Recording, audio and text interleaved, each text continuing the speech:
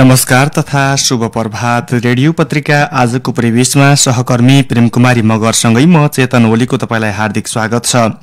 आज विक्रम सम्वत 2082 साल कार्तिक 2 गते, तदनुसार सन् 2025 अक्टोबर 19 तारिक आइतबार।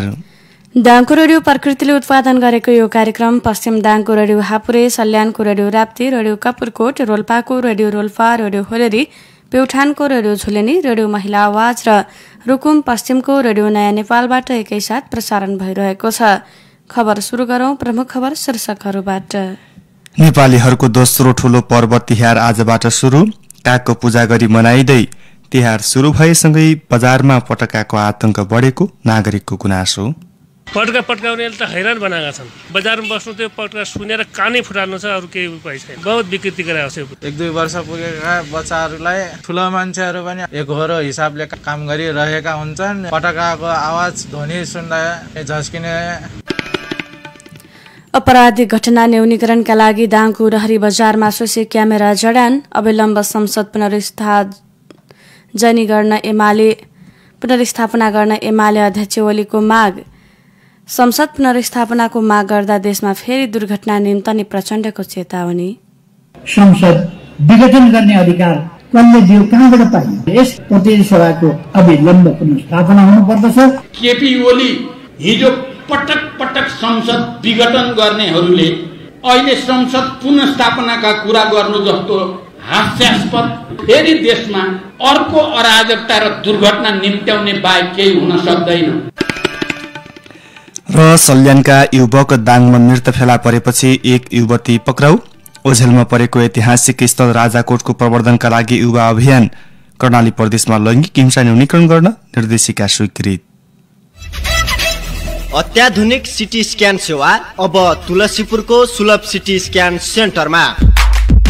हजुर वरिष्ठ रेडियोलोजिस्ट डाक्टर प्रशान्त करेल तथा दक्ष अनुभवी रेडियो टेक्नोलोजिस्टहरूबाट शरीरका विभिन्न भागमा भएका ट्युमर, क्यान्सर, नाक कान घाँटी, एपेन्डिक्स, मृगौला, अधिक टाउको दुखाइ लगायत सिटी स्क्यानको माध्यमबाट यकिन र अवस्थाको पहिचान सहित उपचार गरी ढुक्क रहनुहोस्।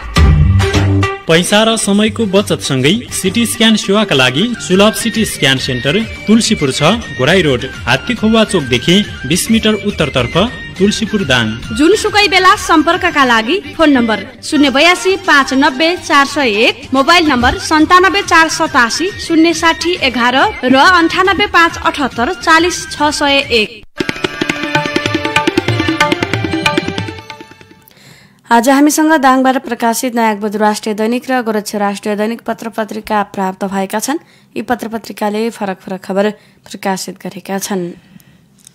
प्रत्येक वर्ष कार्तिक कृष्ण त्रयोदशीका दिन मनाइने काग तिहार पर्व आज बिहान यमराजको दूतका रूपमा कागलाई मिठो मिठो खाने चीज दिएर मनाइँदैछ।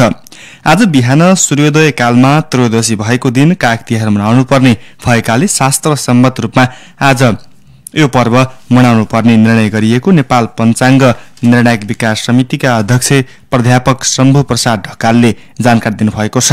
यमराजले लोकको खबर कागका माध्यमबाट थाहा पाउने भएकाले कागलाई यमदूतका रूपमा मान्ने शास्त्रीय विधान रहेको छ।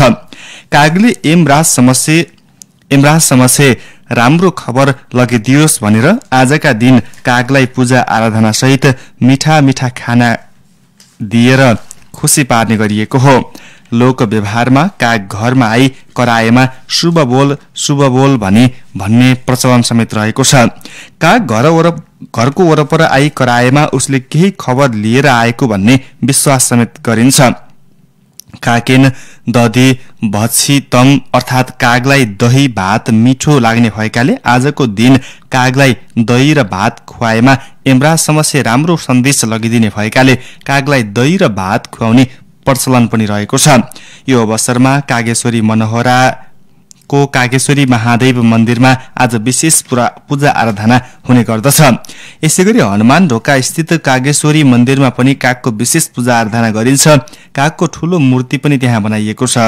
दुष्कर्म गर्नेलाई यमराज भएर दण्ड दिने र सत्कर्म गर्नेलाई धर्मराज भएर रक्षा गर्ने विश्वास सहित पनि तिहार पर्व गाँसिएको छ।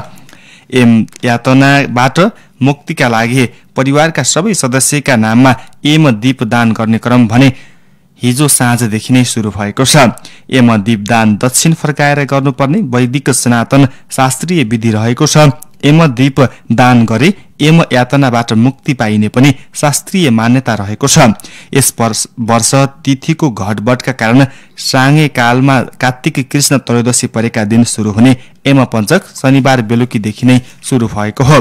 यसैगरी लक्ष्मी स्थिर राख्नका लागि गरगहना र तामाका भाँडाकुँडा किन्ने पर्व भने हिजो नै मनाइएको छ।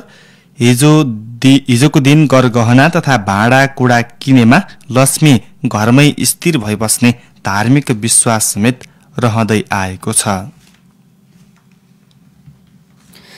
दाङको तुलसीपुर उपमहानगरपालिका वडा नम्बर 11ले उरहरी बजार सहित 3 स्थानमा सीसीटीभी जडान गरेको छ। चोरी तथा दुर्घटना नियन्त्रण गर्नुका साथै आपराधिक घटनाको अनुसन्धानमा सहज बनाउन वडा कार्यालयले सीसीटीभी जडान गरेको हो। उरहरी बजार क्षेत्रका व्यवसायी लगायतको माग अनुसार सीसीटीभी जडान गरेको वडा अध्यक्ष मानबहादुर राउतले बताउनु भएको छ। बजार क्षेत्रमा हुने चोरी तथा दुर्घटनाका दोषी पत्ता नलाग्ने गरेको हुँदा सहजताका लागि क्यामेरा जडान गरिएको उहाँले बताउनुभयो। उरहरी बजारमा 4, जनबहार चोकमा 2 र जसपुर प्रहरी चौकीमा 2वटा सीसीटीभी क्यामेरा जडान गरिएको हो। सीसीटीभी क्यामेरा हुँदा कुनै पनि घटना घटेपछि अनुसन्धान गर्न, दोषी पहिचान र घटनाका कारण पत्ता लगाउन सहयोग पुग्ने र आपराधिक घटनामा पनि कमी हुने अपेक्षा गरिएको छ। झण्डै 3 लाख रुपैयाँ लागतमा क्यामेरा जडान गरिएको उहाँको भनाइ छ। सुरक्षाका दृष्टिले यो कार्य अत्यन्तै उत्कृष्ट भएको स्थानीयको समेत भनाइरहेको छ। तिहार सुरु भएसँगै दाङ लगायत देशैभरका विभिन्न ठाउँमा यति बेला पटकाको आतंक बढ्न थालेको छ। पटकाको आवाजले स्थानीय नागरिकहरू त्रसित बन्न थालेका छन्। पटका पट्काउँदा विभिन्न वातावरणीय प्रदूषणसँगै मानव स्वास्थ्यमा पनि गम्भीर असर पर्न सक्ने बताइएको छ। यसै विषयमा सहकर्मी निता चौधरीले तयार पारेको एक रिपोर्ट। हरेक दिन साँझ करिब 5-6 बजेदेखि रातिको 10-11 बजेसम्मको समय अवधि त यस्तो लाग्छ कि पटका पट्काउनकै लागि बनाइएको जस्तो। रमाइलोको नाममा बालबालिकादेखि किशोर किशोरी र युवा अवस्थाका नागरिकहरूले पनि पटका पट्काउने गर्छन्। तुलसीपुरका विभिन्न स्थानमा पट्काइने पटकाको आवाजले दिक्क बनाइसकेको तुलसीपुर 5 का स्थानीय दीपक नेपालीले बताउनुहुन्छ। पटका पट्काउनेले त हैरान बनाएका छन्। बजारमा बस्नु त्यो पटका सुनेर कानै फुटाल्नु छ, अरू केही उपाय छैन। बहुत विकृति गराएको छ। प्रहरी प्रशासनले त ध्यान दिएर राम्रो 1-2-4 जना केटाहरूलाई कतैतिर लगेर अलिक केही व्यवस्था गरिदिएपछि उनीहरूले त्यस्तो गर्ने थिएन। या त यो बजारभित्र त बस्नै सकिन्न। हाम्रो घर पनि बजारभित्र पर्छ। यो बजार एरियामा त कुनै बस्नै सकिँदैन। रातमा दिन ड्याम डुमडुम दुनियाँभरि गर्छन्। त्यसले गर्दा यो विकृति फैलिएको छ। यो प्रशासनले अलि मस्ती खोक्नु गरिरहेको छ। यसलाई प्रशासनले टाइट गर्नुपर्छ भन्न चाहन्छु। फुर्सदिला कोही हुँदैनन्। सबै आफ्नै पेशा व्यवसायमा लिप्त हुन्छन्, तर पटकाको आवाजले गरिरहेको काम नै भङ्ग गरिदिन्छ। बालबच्चादेखि ठूला मान्छे सबैलाई पटकाको आवाजले प्रभावित बनाइरहेको छ। कार्यवाहीमा नपरेर पनि पटकाको आतंक बढेको हो कि भन्ने नागरिकहरूको बुझाइ छ। यसमा प्रहरी प्रशासन तथा सरकारवालाले गम्भीर रूपमा चासो देखाउनु पर्ने बताउनुहुन्छ तुलसीपुर 5 का गुरुदेव चौधरी। 1-2 वर्ष पुगेका बच्चाहरूलाई धेरै असर पारिरहेको हुन्छ। त्यो आवाजले गर्दाखेरि झस्किने हुन्छ। ठुलो मान्छेहरू पनि अब एकहोरो हिसाबले काम गरिरहेका हुन्छन्। पटकाको आवाज ध्वनि सुन्दा अनि झस्किने, कानको समस्या, मन झसङ भइराख्ने समस्या आउँछ। पटका कन्ट्रोल पार्नलाई अलि प्रहरी प्रशासनले, नगरपालिकाले अलि कडा नियम लगाउनु पर्यो। पटकामा हानिकारक रसायनहरू हुने भएकाले माटो र पानी प्रदूषित बनाउने, वातावरणको सन्तुलन बिगार्ने गर्दछ। पटकाबाट निस्कने विषाक्त धुवा र ग्यासले आँखा पोल्ने, छाला चिलाउने, दम, कलेजो, फोक्सो, मुटु तथा श्वास प्रश्वास सम्बन्धी समस्या हुन सक्ने भन्दै सतर्कता अपनाउन जनस्वास्थ्यविदहरूले पनि आग्रह गर्छन्। पटका मात्रै होइन, तिहारमा देखिने देउसी भैलो लगायतका विभिन्न क्रियाकलापमा पनि विकृत रूप आइरहेका छन्, जसलाई सुधार्नु पर्ने बताउनुहुन्छ तुलसीपुर 7 पर्सिनीका खुमानन्द अधिकारी। पुर्खाले ल्याएका रीति रिवाज, पर्व चाडहरूलाई नै ग्राह्यता दिनुपर्छ। अहिले कस्तो भएको छ भने डेग बजाएर पश्चिमी देशका कुराहरू ल्याएर भैलीको नाममा विकृति फैलेको छ। भैली खेल्नेले इच्छाले दिएको दान लाग्नु पर्यो। भैली खेलेर जम्मा गरेको रकम छ, पैसो छ, यो पैसो कुनै सामाजिक संघ संस्थामा लाग्छ भने असाध्य अति उत्तम कुरो। तिहारमा सबैभन्दा बढी विस्फोटक पदार्थ, पटका, आतसबाजी, जुवातास खेल्ने जस्ता गतिविधि हुने गर्दछन्। यसले भौतिक, आर्थिक, सामाजिक र स्वास्थ्यको दृष्टिकोणले कस्तो असर गरिरहेको छ भन्ने कुरा बुझ्न आवश्यक छ नै, बुझाउन पनि उत्तिकै आवश्यक छ। यता इलाका प्रहरी कार्यालय तुलसीपुरका प्रमुख डीएसपी होम बहादुर पराजुलीले यस्ता गतिविधि नियन्त्रण गर्न प्रहरी सक्रिय भएर लागेको दावी गर्नुभयो।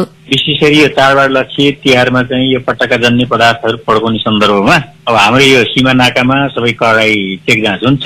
तथापि केही खट्टाफुट्टा भित्रिने त्यस्तो ठाउँमा गएर हामी चाहिँ जहाँ पटक्का पड्का हुन्छ साना बच्चाहरूले त्यस ठाउँमा गएर सोध्ने उनीहरूले कहाँबाट किनेको भन्ने हाम्रो त्यो हुन्छ। हामी त्यो गरेका छौँ र जहाँ पड्किन्छ त्यस्तो ठाउँमा चाहिँ क्युआरटी पठाउने, सिभिल पठाउने, मोबाइल पठाउने हाम्रो यो चाहिँ भइरहेछ, परिचालन चाहिँ गरिरहेछौँ। यसै गरी जिल्ला प्रशासन कार्यालय दाङ, जिल्ला प्रहरी कार्यालय, स्थानीय तह तथा सम्बन्धित निकाय सबैले आफ्नो क्षेत्रबाट गम्भीर रूपमा लिएको बताउँछन्। जुवातास, पटका जस्ता निषेधित गतिविधि नगर्न र नगराउन आम नागरिकहरूलाई डीएसपी पराजुलीको आग्रह छ। अब यो प्रतिबन्धित वस्तु हो, यस पड्काउने एउटा मनोरञ्जनको रूपमा यसले क्षति पुर्याउन सक्छ। कहीँ आगजनीका घटनाहरू हुन सक्छ, बच्चाको आँखामा पर्न सक्छ। त्यसकारण यस्ता कुराहरूमा बच्चा अभिभावकहरूले आफ्नो बच्चाहरूलाई यस्ता किसिमका क्रियाकलाप गर्न निरुत्साहित गर्नुपर्छ भन्ने मेरो आग्रह छ। व्यापारीहरूले पनि एउटा कदा लुकाई छिपाई लिएको सन्दर्भमा बिक्री वितरण गरेको पाइएमा यिनीहरूलाई कानून बमोजिम हामी कडा कारवाही गर्छौं। उज्यालोको पर्वका रूपमा रहेको तिहार दीपावलीमा पटका पट्काउँदा वातावरणमा वायु र ध्वनि प्रदूषण हुने वातावरणविदहरू बताउँछन्। पटका जस्ता विषाक्त ग्यासहरूले हावा प्रदूषित बनाउने र यसले श्वास प्रश्वास सम्बन्धी समस्याहरू उत्पन्न गराउने गर्दछ। पटका पट्काउँदा विभिन्न रासायनिक पदार्थहरू जस्तै sulphur oxide, nitrogen oxide, carbon monoxide तथा धुलोका कणहरू वायुमण्डलमा फैलने र प्रदूषण बढ़ाउने भन्दै सतर्कता अपनाउनु पर्ने हुन्छ। मुलुकी अपराध संहिता 2074 को परिच्छेद 7 को विस्फोटक पदार्थ सम्बन्धी कसुरको दफा 138 मा विस्फोटक पदार्थ उत्पादन गर्न नहुने व्यवस्था गरेको छ। यो व्यवस्थामा कसैले इजाजत पत्रमा उल्लेख भएका शर्त र बन्देज विपरीत हुने गरी कुनै पनि किसिमका विस्फोटक पदार्थ बनाउन, तयार गर्न वा उत्पादन गर्न हुँदैन भनिएको छ। विस्फोटक पदार्थ सम्बन्धी कसुरको दफा 138 को उपदफा 2 को कमा कड़ा विस्फोटक पदार्थ भए 10 वर्षसम्म कैद र 1 लाख रूपैयाँसम्म जरिवानाको व्यवस्था गरिएको छ। तर यी कानूनी व्यवस्थालाई व्यावहारिक रूपमा कार्यान्वयन गर्न नसक्दा भने पटका जस्ता विस्फोटक र हानिकारक पदार्थ नियन्त्रण हुन सकेको छैन। त्यसैले यसलाई नियन्त्रण गर्न सबैजना गम्भीर भएर लाग्नुपर्ने आवश्यक देखिन्छ। डङ्गीश्रान्ति नेक्लीका 72 वर्षीय लक्ष्मण बहादुर केसी शनिबार अन्य युवाहरूसँगै करिब 3 घण्टाको उकालो बाटो हिँडेर डङ्गीश्रान 2 मा रहेको राजाकोट पुग्नुभयो। शनिबार उहाँ पहिलो पटक राजाकोट पुग्नु भएको थियो। दाङ उपत्यकासँगै उत्तरमा सिस्ने, मकालु लगायतका हिमाल र दक्षिणमा राप्तीको फाँट सहित भारतका केही भूभागका मनोरम दृश्य देख्न सकिने उक्त ठाउँ नजिकको तीर्थ हेला जस्तै भएको उहाँले सुनाउनुभयो।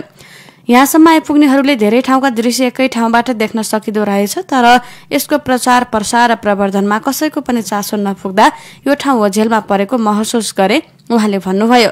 कुनै पनि ठाउँलाई चिनाउनका लागि पहिलो पाइला स्थानीयहरूले नै अगाडि बढाउनुपर्छ। अहिले डङ्गीश्रानका युवाहरूले राजाकोट क्षेत्रलाई चिनाउन पहल थालेका छन्। यसमा स्थानीय सरकारले साथ दिँदै माथिल्लो तहका सरकारसम्म राजाकोटबारे आवाज उठाउनुपर्छ। शनिबार राजाकोट पुग्नु भएका मध्ये एक हुनुहुन्छ डङ्गीश्रान 5 का प्रवेश चौधरी। उहाँ शिक्षक पनि हुनुहुन्छ। त्यसैले उहाँ आफू र आफ्ना उमेरका साथीहरू मात्र होइन, आफूले अध्यापन गर्दै आएका विद्यार्थीहरूलाई पनि लिएर शनिबार राजाकोट पुग्नु भएको थियो।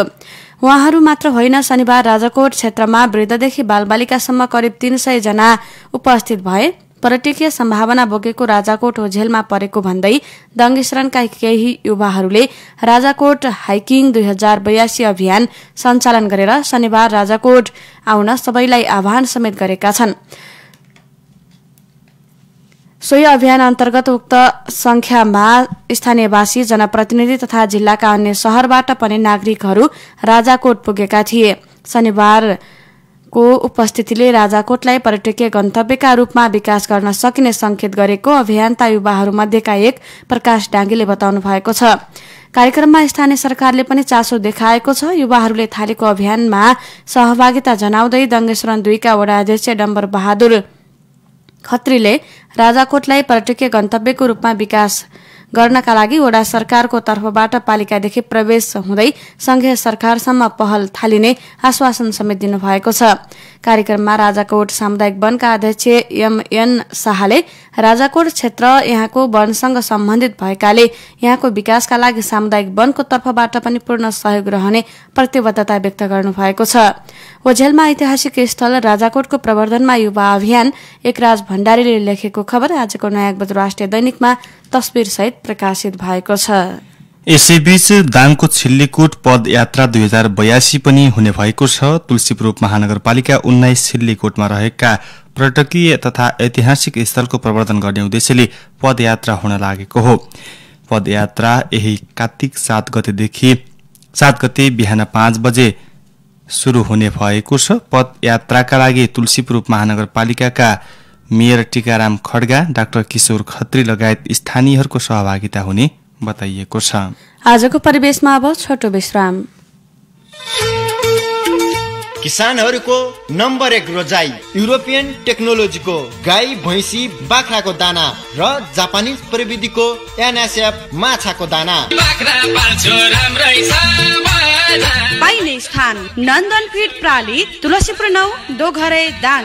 फोन नम्बर 082 416 002 र मोबाइल नम्बर 98578 23 971।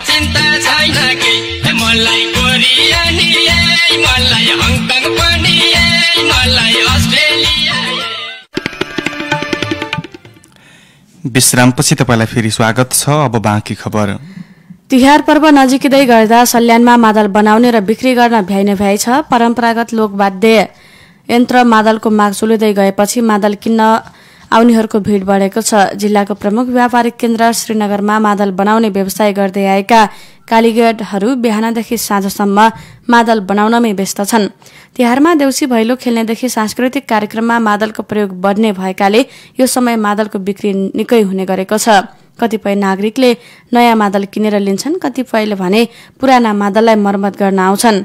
मादल बनाउन चाहिने काठ ताला लगायतको जिल्लामा भने अभाव छ, तर बाहिरबाट आयात गरेर पनि कालीगढहरू दिनभर मादल बनाउने कार्यमा व्यस्त देखिन्छन्। मादल नेपाली मौलिक बाजा र लोक संगीतको अभिन्न अंग पनि हो। सल्यानका विभिन्न क्षेत्रमा मादललाई सांस्कृतिक पहिचान, सामाजिक उत्सव र मौलिक कलाको प्रतीकको रूपमा समेत मानिँदै आएको छ। मादलको महत्व र सांस्कृतिक योगदानलाई व्यवस्था गर्दा पछिल्लो समय मादल बनाउने सिप भने लोप हुने अवस्थामा पुगेको भए पनि सल्यानमा भने यसको संरक्षण गरिएको छ। व्यवसायका अनुसार अघिल्ला वर्षमा कहिलेकाहीँ डेक स्पिकरको चलन बढ्दा मादलको बजार सुस्ताए पनि पछिल्लो समय भने फेरि मादलको माग वृद्धि भएको छ। मादल बनाउन र बेच्न भ्याइ नभ्याइ बुद्धिपुनले लेखेको खबर आजको नयाँ बजार राष्ट्रिय दैनिकमा तस्बिर सहित प्रकाशित भएको छ। सल्यानका एक युवक दाङमा मृत अवस्थामा फेला परेपछि एक युवतीका विरुद्ध आत्महत्या दुरुत्साहन मुद्दा दर्ता भएको छ। शान्तिनगर गाउँपालिका 2 निवासी सम्झना विकका विरुद्धमा मृतकका आफन्तले इलाका प्रहरी तुलसीपुरमा आत्महत्या दुरुत्साहन मुद्दा दर्ता गरेका हुन्। सल्यानको त्रिवेणी गाउँपालिका 4 फालाबाङ निवासी 27 वर्षका रुम बहादुर राउत हिजो बिहान शान्तिनगर गाउँपालिका 2 को पानी टंकी डाँडा नजिकै थम्मन विकको बारीमा मृत अवस्थामा भेटिएपछि मृतकका बुबा खिमलाल राउतले प्रहरीमा किटानी जाहेरी दिनुभएको हो। मृतक रुम बहादुर सलले पासो लगाएको अवस्थामा मृत भेटिएको इलाका प्रहरी तुलसीपुरका इन्सपेक्टर विनोद राज खत्रीले जानकारी दिनुभएको छ। प्रहरीले युवतीलाई पक्राउ गरी हिरासतमा राखेको छ। मलेसियामा 3 वर्ष बसेर असोज 29 गते साँझ घरमा पुगेका रुम बहादुर भोलिपल्ट अर्थात् 30 गते बिहान घरबाट निस्किएको र एकैपटक मृत्यु भएको खबर पुगेको बुबा खिमलालले बताउनु भएको छ। आरोपी युवती विवाहित भएको प्रहरीले जानकारी दिएको छ। स्क्रब टाइफसका बिरामीको संख्या बढ्दै जान थालेपछि सल्यानमा संक्रमित बिरामीको खोजी गर्दै स्वास्थ्यकर्मी गाउँमा पुग्न थालेका छन्। स्क्रब टाइफसको उच्च जोखिम रहेको बागचौर नगरपालिका र छत्रेश्वरी गाउँपालिकामा स्वास्थ्य सेवा कार्यालय सल्यानले शिविर नै सञ्चालन गरेर स्क्रब टाइफसका संक्रमित बिरामीको खोजी शुरू गरेको हो। समयमै पहिचान भई उपचार नभएको खण्डमा मस्तिष्क, कलेजो, फोक्सो आदिको संक्रमण भई बिरामीको ज्यान समेत जान सक्ने भएकाले बिरामीको खोजी गर्न थालिएको हो। नेकपा एमालेका अध्यक्ष तथा पूर्व प्रधानमन्त्री केपी शर्मा ओलीले देशमा सकारात्मक परिवर्तन हुनु अपरिहार्य रहे पनि भत्काउने र विध्वंस गर्नेले देशलाई परिवर्तन गर्न नचाहेको बताउनु भएको छ। उहाँले भौतिक संरचना तोडफोड गरी देशको विकास कहिल्यै सम्भव नहुने भन्दै अहिलेको सरकारले देशमा चुनाव गराउने गरी अन्तरिम सरकार गठन भए पनि निर्वाचनमा ध्यान दिन नसकेको भन्दै उहाँले देशको विकासमा यो सरकारले काम गर्न नसक्ने बताउनु भएको छ। देशमा कानूनी राज र प्रणालीको विकास गर्न आवश्यक रहेको तर देशलाई अस्थिर राख्ने छुट कसैलाई नभएको भन्दै उहाँले यो सरकारलाई संसद विघटन गर्ने अधिकार समेत नभएको भन्दै तत्काल संसद पुनर्स्थापना गर्नुपर्ने बताउनुभयो। सार्वभौम सत्ता सम्पन्न जनताले संविधान अनुसार निर्वाचन आयोगले तोके अनुसार निर्वाचन आयोगले दबावमा होइन कानून सम्मत आवधिक ढंगले तोके अनुसार भएको निर्वाचनबाट कानूनी सबै प्रक्रिया पूरा गरेर जनताको अभिमतबाट आएको जनप्रतिनिधिहरूको संस्था सर्वोच्च संस्था संसद विघटन गर्ने अधिकार कसले दियो, कहाँबाट पाइयो? देशलाई पछाडि धकेलेको छ। आवेश उत्तेजना प्रतिशोधको राजमा परिणत गर्ने गरी प्रतिगमन भयो। आम जनतालाई त्रसित बनाएर तिनका घरमा आगो लगाएर तिनलाई घर घर भित्र पसाएर लाटलुटका बीचमा अनि यो सरकारको सिफारिसमा सार्वभौम सत्ता सम्पन्न जनताले निर्वाचित गरेको जनप्रतिनिधिहरूको सर्वोच्च संस्था विघटन गरेर एउटा राजनीतिक रिक्तता, संवैधानिक रिक्तता, कानूनी रिक्तता, जनप्रतिनिधि सर्वोच्च संस्थाको रिक्तता, न्यायिक संस्थाको रिक्तताको स्थितिमा देशलाई पुर्याएको छ। यो प्रतिगमन हो। त्यसकारण यस प्रतिगमनलाई सच्याउनु पर्दछ र प्रतिनिधि सभाको अविलम्ब पुनर्स्थापना हुनुपर्दछ। हाम्रो पार्टीले यसैबीच नेकपा माओवादी केन्द्रका संयोजक पुष्पकमल दाहाल प्रचण्डले भने पटक संसद विघटन गर्नेहरूले अहिले संसद पुनर्स्थापनाको कुरा गर्नु हास्यास्पद भएको बताउनु भएको छ। उहाँले यसअघि संसद विघटन गर्ने केपी शर्मा ओलीको समूहले अहिले संसद पुनर्स्थापनाको कुरा गर्नु विडम्बनापूर्ण हुने र देशमा फेरि अर्को दुर्घटना निम्तिने बताउनुभयो। केपी ओली काम चलाउ प्रधानमन्त्री भएको बेलामा हामीले उहाँले पठाएको चिठी हेरेका छौं। हामीले राष्ट्रपतिलाई अन्तरिम सरकार गठनको निम्ति सिफारिस गर्ने व्यक्तिले अहिले अन्यथा बोलेर आजको यथार्थ के पनि हो, यो अन्तरिम सरकार मात्रै होइन, यो अन्तरिम सरकारले घोषणा गरेको निर्वाचन फागुन 21 गतेको निर्वाचन हो। यो आजको नेपाली समाजको यथार्थ हो। यसलाई टेक्न छोडेर अर्को कुनै नारा उठाउन थालियो भने त्यो फेरि देशमा अर्को अराजकता र दुर्घटना निम्त्याउने बाहेक केही हुन सक्दैन। त्यसकारण म दोस्रो कुरा के भन्न चाहन्छु भने कुनै वितण्डातिर नजाउँ। हिजो पटक संसद विघटन गर्नेहरूले अहिले संसद पुनर्स्थापनाका कुरा गर्नु जस्तो हास्यास्पद कुरा अरू केही हुन सक्दैन। म ती साथीहरूलाई यस्तो वितण्डाको पछि नलाग्न र आजको यथार्थलाई स्वीकार गरेर यो निर्वाचन सफल पार्न म आग्रह गर्न चाहन्छु। र कर्णाली प्रदेश सरकारले लैङ्गिक हिंसा न्यूनीकरण गर्न निर्देशिका स्वीकृत गरेको छ। मंगलबार बसेको मन्त्री परिषदको बैठकले लैङ्गिक हिंसा प्रभावितका लागि घटना व्यवस्थापन तथा प्रेषण प्रक्रिया निर्देशिका 2082 स्वीकृत गरेको हो। यिनै खबरसँगै आजको परिवेशको समय सकिएको छ। सम्पूर्ण रेडियोका प्राविधिक सहकर्मी र तपाईँ श्रोतालाई धन्यवाद दिँदै सहकर्मी प्रेमकुमारी मगरसँगै म चेतन ओली पनि बिदा हुन्छौ। नमस्कार।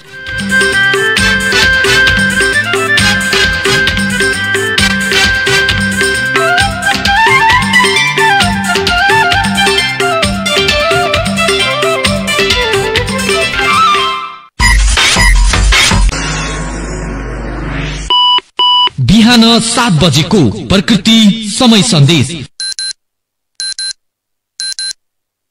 बासी र सडे गलेका खानेकुराहरू नखाऊ।